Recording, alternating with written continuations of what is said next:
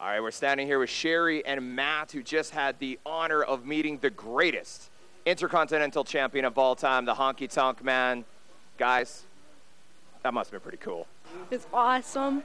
I remember him from when I was little, so it's pretty cool to see him.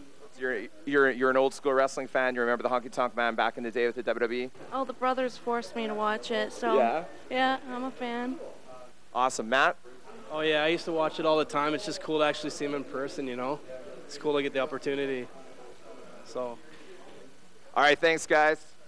We got Sherry, we got Matt. We have the Honky Tonk Man here at Sirius Music Center, downtown Lethbridge. A new look or a new career path? We're the only hair design school in Lethbridge, and we have the best cutting and styling prices in town. Our diploma program teaches a skill set always in demand. LA School of Hair Design. Call 320-2228.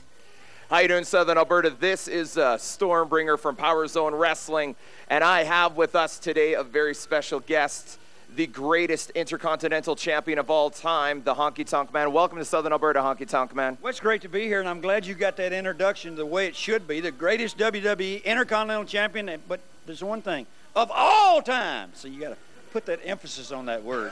My apologies, my apologies. A lot of people watching this at home are familiar with your past with Stampede Wrestling. How long has it been since you've been at Lethbridge? Oh, gosh, Lethbridge maybe, 20 years at least? I left in 1985 or 86, I think. Guess it's 21 years. At least 20 years. I was back in Calgary about 2 years ago and for a wrestling show there, and that was the first time I'd been back in Calgary in about 20 years. So, yeah, it's been quite a while. Nothing's changed here. The water tower's still here, you know, that's all. If I remember correct, you went straight from Stampede Wrestling to the WWE. Am I remembering that correctly? Yeah, that's right. Yeah, I went straight in. I was part of the second group of wave of guys. The first group went in was Davey Boy, Dynamite, Kid, Bret Hart, and of course Jim Neihart. And then the next year they came through and they took myself. And then the following year, Bad News Allen, which was Bad News Brown up there, God bless him, he passed away this past year. He came along, and then Stampede Wrestling just kind of closed down and drifted into oblivion after that. Every time I get a chance to meet one of you guys that have had a chance to travel the world and had great success working in football stadiums, WrestleManias, everything else, the one question I always want to ask you guys is, what's the highlight? What's the one thing that you say to yourself, I'm so glad I got a chance to do in my career? Well, it was a long-term investment for me that finally paid off. I'd spent 12 years toiling around the country and up and down the highways, living out of the trunk of my car and out of my suitcase. And I knew that if I ever had the chance to go to New York and go to New York territory, that's what I wanted to do. And I gave myself a 10-year opportunity to do that. But after 10 years, I said, well, I'll try it 5 more. And then finally, after 12 years, I made it there. And just the joy of being around and being in that crowd of people, because I was with guys that I had been with on the road for the last 10 or 12 years, and we were so uniquely different. We were all a bunch of cartoon characters. We were all a good group of guys that knew how to actually wrestle, how to talk on television, how to sell tickets to people, and that was the pleasure, not being in front of the big crowds, because I could care less whether there's 50 people in the crowd or 50,000. It's that part of it's not any different for anybody.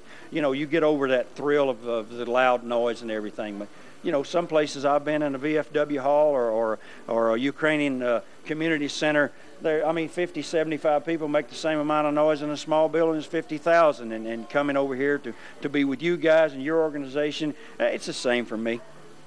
This is a little less of a question and more of a statement, but it's got to be an amazing feeling. Like I turned on WWE.com last night just to take a look at what was going on in their world, and I saw that they have a DVD coming out in the history of the Intercontinental Championship with your picture. Oh. It must be amazing, an amazing accomplishment.